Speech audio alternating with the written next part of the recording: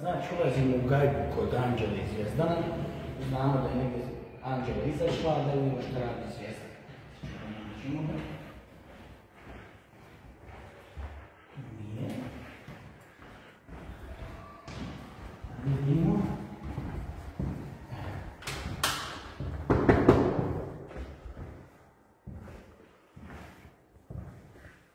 Evo nas, kod vas. I sigurno zaključavamo. Ponavljamo. Sigurno zato što je najvažnije. Dan 6 puta se čovjek zaključuje. Danas ti je to. Hoće li ovo Zvijezdane? Fred, znači, drži do sigurnosti 1.000.000%. Evo da i mi gurnemo odavde.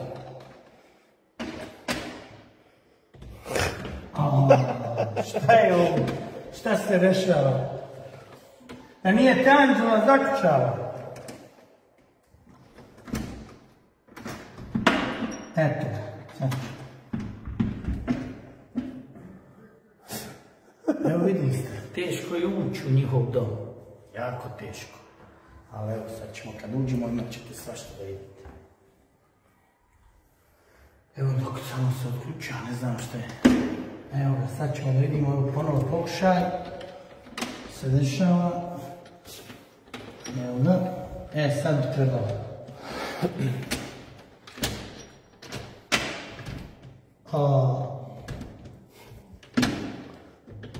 Znam šta može biti? Ja nešto se zeznuo.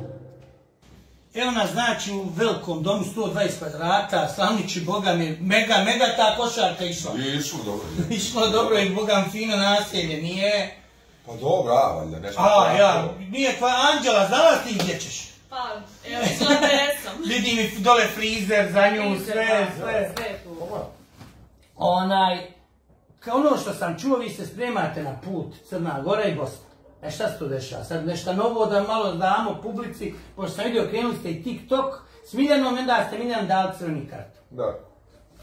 Šta se tu desilo tačno? Šta je nešto? Miljana je nešto bila ljubomora na vas? Nije, nego koliko sam ja skapirao da je ona to neki Makedoniju, pa da je to on zbog nje, vidim pričaju ljudi, pa onda nemam potrebe stvarno. Ja sam došao, hoću taj TikTok da se šalim, da se zezam, ja neću tu pravim... Naravno, hoćete da budete... Naravno. I nenormalno imate podršku giftera i svega. Jeste, i oni lajkovi i to, po to da miliona može da dođe, a i po 5-6 hiljada da se ljudi gleda, baš je velika podrška. To sam vidio, to je jako puno i to je neka ljubomora se na nekim ljudima pokazala, vi ste čisto, niste ništa, normalno ste, nekako... Da, nismo koga prozirali, samo smo fino ušli kao odgovarali na pitanje, družili ne znamo ni gdje smo. Ali da ovi tiktokeri i ljudi koji prate to, koji podržavaju, da znaju vi ćete, znači u sljedeći par dana to ozbiljno kreće TikTok, imate, prinačite administratora? Administratora, da, već imamo 2, naći ćemo još par i ozbiljno ćemo da krenemo u to. Ovo je za sad bila proba, malo smo se šalili, zezali i to. Kako je Vani, kako je, kažu evo prošlo je 7 dana, kako je, šta ste sve mogli primijetiti? Ne, vidi, meni je okej, ali ovo je totalni taj hajp oko nas i to ne mogu da razumem. Ja, koliko ljudi, ne mogu vidio, sad ne možeš si izaći. Ne razumem šta je to. Ali ovo ostalo ali je sve pozitivno, da, sve pozitivno, baš kontra od onoga što smo mislili unutra. Što su nam predstavljeni negde. Da.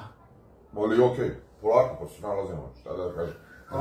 Moka je, šeta s tobom, vidi, ja sam čovjek koji je dosta vremena proveo ovih par mjeseci s Mokom, ono što mogu reći, Moka je jako emotivan, ali je stvarno kao otac bio uz tebe. I kad je on ispao fucking, kad je zajebao, Moka je bio najveći tvoja podrška i to je na kraju, vidiš, došla ta intuicija njemu u srce, pošto on shvatio da je našao izgleda ljubav slučila. I kakva je Moka, velika legenda, svjetska legenda? Jeste, stvarno, pa mislim, čast mi uopšte što me na taj način u takvoj situaciji u kojoj smo se našli, ja i Zvezdan podržao i stvarno je toliko emotivan za mene i tu je za mene što kaže kad je on bio najgori prema meni, njegov tata nikad nije, uvijek je bio na mojoj strani i tako je i sada. Stvarno, mnogo emotivan i dobar za mene i zaslužuje svo poštovanje i ljubav. Ja sam jedan od rijetkih novinara koji je tražio uvijek nešto crno za tebe. Kopao, pokušavao i nikad nisam mogu naći. Znači na kraju da je tvoj odgoj nekako presudio, da su mama i tata te baš na pravi put. Pa da, ja sam to uvijek i pričala, da stvarno, što se mene tiče i mog djetinjstva, tu nemam šta, čuvana sam uvijek bila. Što su neki javljali se ovako, onak na kraju ništa od toga, ništa ne bi. To su sve one fake priče, pa da. Što on kaže, uvijek si bila u Zlatnom kavezu, zato si tako meni čudno unutra, nisam mogla, drugačija si mi bila. Jer stvarno jeste tako, hvala Bogu što su me, na pravi put izveli. Kada idete tamo, šta je, čula se sa majkom, sve okej, nešto pričali kao ljuti. Ma ne, sve okej, ovih dana ću, još uvijek ne znam, ali eto, sve okej, najbitnije. To je najbitnije. Zvezdane, tvoji planovi, šta ti ovako imaš u glavi? Šta bi ti mogao raditi? Život si promijenio iz korijena. Pa to je jedino. I nisi se ufurao, to je najvažnije. Nisi, znaš, ima neće da se slika s fanovima. Da. Sad smo bitni kao. Mislim poznat, ja sam kad sam se rodio, postoji instant poznat zbog matorog, tako da nije meni to ništa novo, izašao sam isti sam, samo što je oko mene sve novo. Tako da ostaću sigurno ovakav, a polako. Ne znam, gledamo šta i kako, uopšte ne žurim, ali vidjet ćemo, eto, ima tu neke priče, pa nadam se da će polako da se ostvaruju. To mi je onako... Reci mi ovo, imaš li, evo, vidio si čerku, ili čerka ljuta na te? Jeste, ona je ljuta, naravno, bilo i to je samo to što je ljuta, što sam ja nešto običao njoj, što nisam ispunio tamo, ali naravno... A sad imaš svo vrijeme ovog svijeta da je vratiš da nadoknadiš i... No ne, samo tražila izvinjenje, tako da je dovoljno za sve. To je znači okej. Anđela, ono što je jako bitno, negdje na forumima sam pročitao da bi mogla biti voditeljica. Kako bi se snašla u tvojoj ulozi? Pa, mislim da bi se snašla, jer ja se jako posvetim svakom poslu koji dobijem, tako da dosta sam i elokventna i rječita i dosta stvari nekih, dosta sam i precizna, tako da mislim da bi se snašla ako bi mi se ponudio taj posao. Ako bude tako nešto u planu, onda ćete me gledati na TV. Vidim, imala si more ovih ljubomorni je bilo. To je bilo. Kako na njih, kako je ona ljubomorna, evo i neke možda koji si bila kao sestra s njima, oni su pokušali evo i neku noć. Samo nešto bacaju na te, kako na to kad bacaju pjesak na te, kako reaguješ? Ima ljudi koji poslije godinu dana, od kad smo prestali komunikaciju, ja sam željela da prestajem, tako i neku noć isto tako pokušavaju i dalje da me pljuju i da pričaju o meni. Ali ja nisam pričala ništa o njima, znaš, završila sam to, tad smatram da je za mene kraj, u bilo kojim odnosima, prijateljskim, tako da, najčešće su to bili ti prijateljski odnosi, šta da kažem, oni poslije godinu dana, poslije par mjeseci dalje pričaju o meni ružno, ja o njima jedno ružno slovo nisam rekla niti ću, bavim se svojim životom koji mi je stvarno, vidiš, sam ludilo totalno, znači imamo stalno neke nove stvari, ja sam srećna i zadovoljna, zato nemam vremena da se bavim drugim ljudima, tako da nek se oni bave sa mnom ako mi je toliko dosadno. Kad Čavenda lažna kuma kažu, ona je opterećena s tobom. Evo i bila je kod Dalile i neke priče, reci mi šta možeš, evo ovako, ljudski, kako si mi rekao, šta misliš o njoj, zašto je opterećena s tobom? Ja stvarno ne znam. Evo sad ako me pita. Ja, iskreno. Ne iskreno, stvarno ne znam, zato što, ponovit ću ovo još jednom, ona je bila u jako jednoj nezgodnoj situaciji, kako se zove, kao i ja, njen je muž bio na koledžu, ja sam toj ženi sve što sam mogao ponudio da je pomognem. I svaki put kad je bilo nešto tako, ja sam želeo da je pomognem, iz razloga što znam kako se zove, kako su oni gledali na Anu kad sam ja bio tamo. To je sve što ja mogu tebi da kažem, moj odnos nje i moj... I odjednom neka mržnja i... Ne znam. Evo, rekla je da si kockar. Jesi li kockar? Bio. Bio izliječio se. Kažu to, ako je bolest, izliječi se. Evo, ja nisam ušao nijedno, ali nema veze, to nema veze s mojom. Zato mi je rekla Seljanka, šta na to ti imaš reći? Pa šta da kažem, ja ne bih ređala zaista nikoga, pogotovo da je neko gradski čovjek. Je to bitno, je li neko iz velikog grada ili malo? Naravno. Ja mislim da su, naravno, ljudi kod je bitno ko, jel radi neko u njivi, radi li kraj mora ili radi... Znaš što je najbitnije u suštini? Biti pošten i pošteno znati zaraditi novac. A gdje ga zarađuješ na selu ili u gradu, to uopšte nije bitno. Gdje si rođen. Tako da... Ja mislim da ne bih zaista se osvrćala na to da li sam ja iz malog mjesta. Ne, kaže sad hoće dama da živi u Beogradu. To sam nekako, to mi je zaparilo. Mislim, da nije neka ljubomora, jel? Dobro, dama je svuda dama. Dama se rodi, ne može da postane. Tako da, ne bih ja to komentarisala te ružne epitete koje mi daje. Znaš, nema šta drugo, pa kao, znaš, sad sam iz malog mesta, pa sam... Da. Nekako, da. Imam posla. Ana kad izađe, morat ćete sjesti u 4 oka. To sad je sve manje šanse.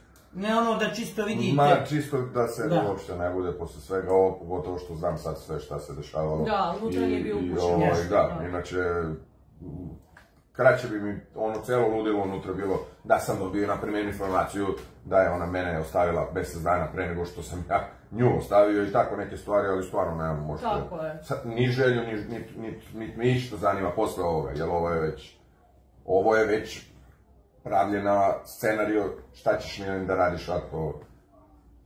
Za mene stvarno kraj krajeva. Anina čerka, jesi je vidio ili nisi? Ne. Znači to mediji... Ne. Mi smo se kretali u tom pravcu, pa to mediji naprave nije od čega nešto.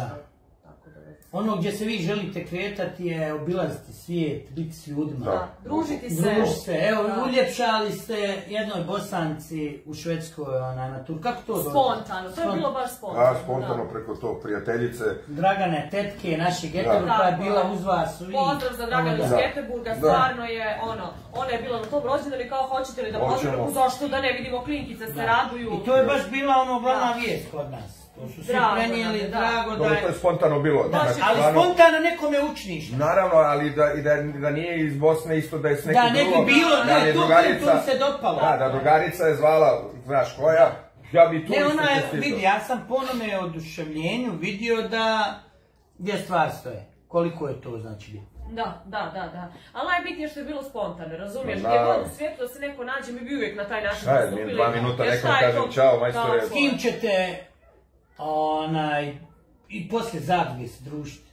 Pa još treba malo vremena da to sve posložimo, da. Ne bi sad da preuranjeno reagujemo. A ko želi ko da pobjedi, imate li tu želju? Ona ima. Ja imam želju za par ljudi koji sam vidjela da su ostali korektni prema meni nakon mog izlaska i sad ću ti odmah reći. Aleks, Filip Car, Ivan Marinković, Mića. To su 4 ljudi koji su i poslije mog izlaska i Mikica. Mogu njega dobro i vidjela sam neke stvari. Što se mene tiče, oni su mi onako za pobjedu. Kogod od njih podnese pobjedu, ja bi bila najsrećnija. Evo, iskreno su ostali i poslije mog izlaska. Znaš, a ne ono kao jesam ti traže mane. Ne, pošto me kao sad Anđela ne valja, Zvezda ne valja, diskvalifikovali su. Ne. A mislite li još samo za kraj, evo scenarij je takav kakav je taj zadruj, uvijek neko tu kon. Mislite li da je možda Zorica doprinijela do ovolikog zla i punjeni glave ili neko, da je možda od Ukućana u pogrešnom pravcu sve odilo i vi da izađete i da se dešavaju ti problemi? Pa ne znam, mislim da nije. Nije, znači da taj tako, mislim da se to sve spontano išlo. Našem kao kraju. Pa da, nema ona veze sa njim, ona je zla pa je zla. Nema tu šta, ali nema veze sa mnom. Nema, stvarno. Znate moju relaciju da ne postoji sa njom, tako da apsolutno ne. Ništa, ono što vam možemo reći, vi ćete u buduće gledati uvijek na hajpu ovo dvoje mladih Golubčića koji se vole, koji se iskreno vole. Mi smo se uvjerili to danas. Imaju dosta problema, imaju ljudi koji im žele nažao da učine, na sve načine pokušavaju možda da im u nekom, da neku banalnu stvar da im uplete, ali uvijek ljubav pobjedi. Tako su nas i učili da je ljubav jača od svega. Ja se nadam da ćete uživati dugo još sa njima, da će se oni voliti, da ćemo on sljedeći put doći na babine sa 100 eura, da će biti bambino. Pošto na bebi nikad se ne zna, nikad se to ne zna, vidi. To se slažem. To nikad se ne zna. Traži se, naš. Tako da hajpovci, volimo vas puno. Pozdrav sve hajpovce. Pozdrav za sve hajpovce i BH.